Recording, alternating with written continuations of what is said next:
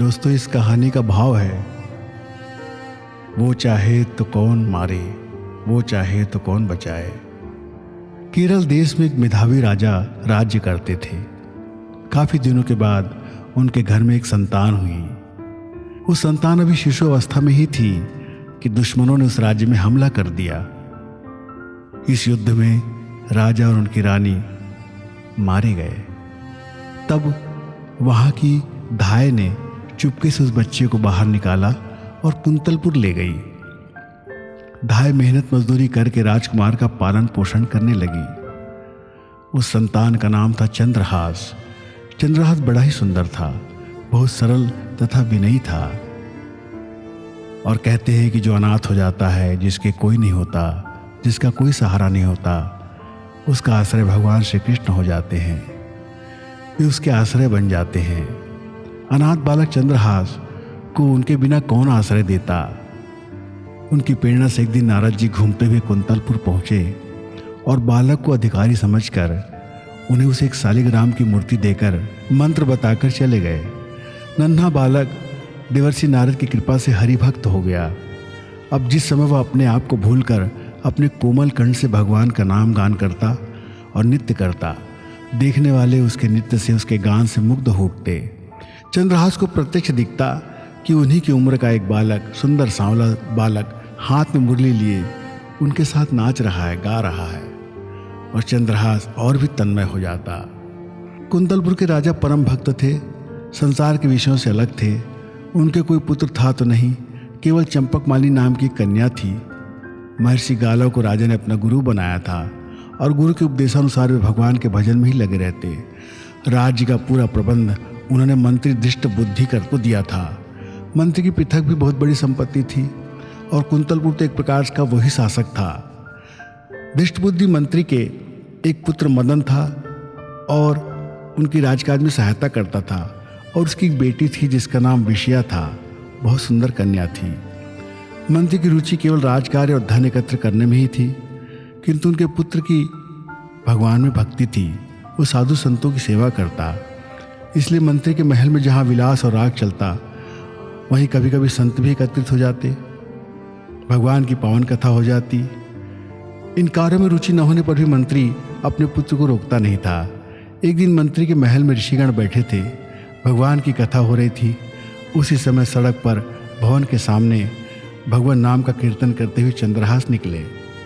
बालकों की मंडली के साथ निकले। बच्चों की सुंदर मधुर कीर्तन ध्वनि सुनकर ऋषियों के कहने से मदन ने सबको बुला लिया। चंद्रहास के साथ बालक नाचने गाने लगे। मंत्री दृष्ट बुद्धि भी उसी समय वहां आ गया। मुनियों ने तेजस्वी बालक चंद्रहास को कीर्तन करते हुए देखा, वे मुग्ध हो गए। कीर्तन समाप्त होने पर उन्होंने बुलाकर अपने पास उसे बैठा लिया और उसके लक्षणों को देखने लगे। ऋषि ने चंद्रहास के शारीरिक लक्षण देखकर दृष्ट बुद्धि से कहा, मंत्रीवर, तुम इस बालक का प्रेम पूर्वक पालन कर इसे अपने घर रखो। यही तुम्हारी संपूर्ण संपत्ति का स्वामी और इस देश का राजा होगा।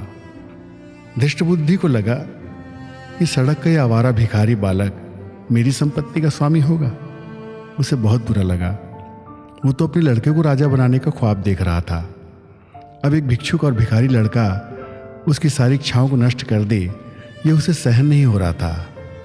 उसने किसी से कुछ नहीं कहा, पर सब लड़कों को मिठाई देने के बहाने घर के भीतर ले गया।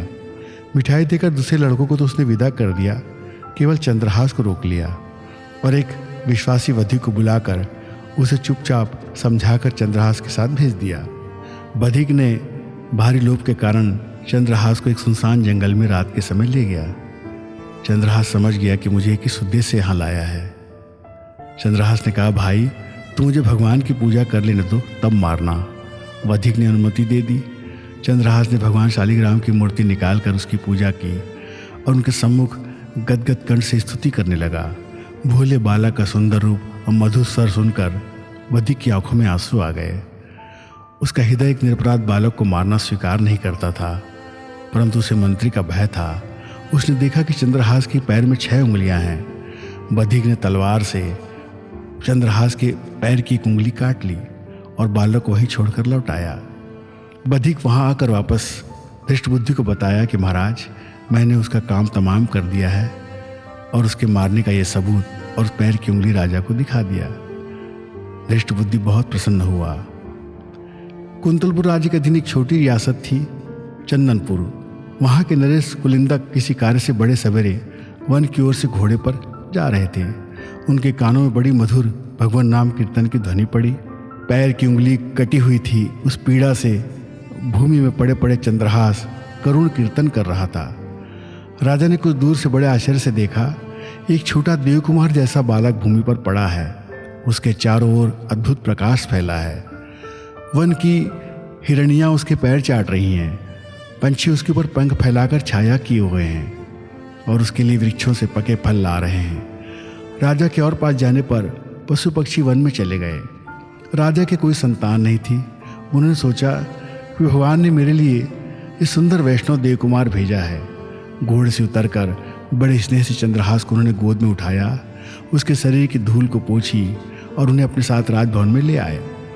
चंद्रहास अब चंदनपुर के युवराज हो गए। यज्ञोपवीत संस्कार होने के बाद गुरु के यहाँ रहकर उन्होंने वेदों और शास्त्रों का अध्ययन किया।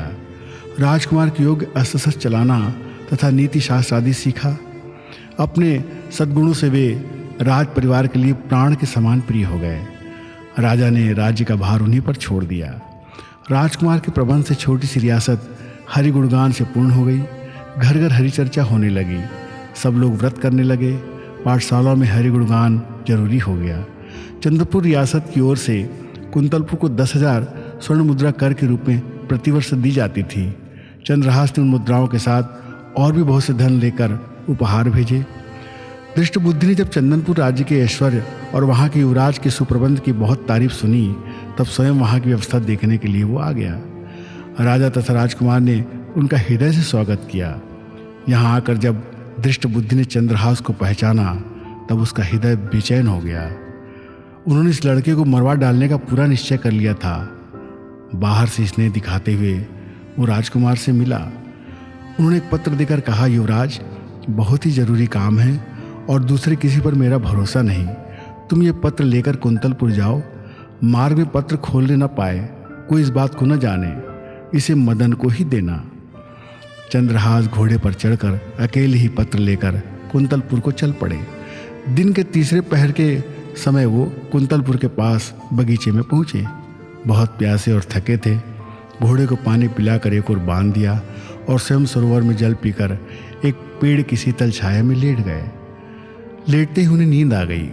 उसी समय उस बगीचे में राजकुमारी चंपक मालिनी अपनी सहेलियों और मंत्री की कन्या विषया के साथ घूमने आई थी। संयोगवश अकेली विषया उधर चली आई जहाँ चंद्रहास सोए थे। उस परम सुंदर युवक को देखकर वो मुग्ध हो गई और ध्यान से उसे देखने लगी। उसे कुमार के हाथ में एक पत्र दिखाई पड़ा। कौतूहलवश उसने धीरे से पत्र खींच लिया और पढ़ने लगी। पत्र उसके पिता का था। उसने अपने पुत्र को लिखा था, इस राजकुमार को पहुंचते ही विष दे देना। इसके कुल शूरता अविद्या आदि का कुछ भी विचार न करके मेरे आदेश का तुरंत पालन करना। मंत्री की कन्या को एक बार पत्र पढ़कर बड़ा दुख हुआ। उसकी समझ में ही नहीं आया कि पिताजी ऐसे सुंदर देवकुमार को क्यों विष देना चाहते हैं। सहसा उसे लगा कि पिताजी इससे मेरा विवाह करना चाहते हैं। वे मेरा नाम लिखते समय भूल से या अक्षर छोड़ गए।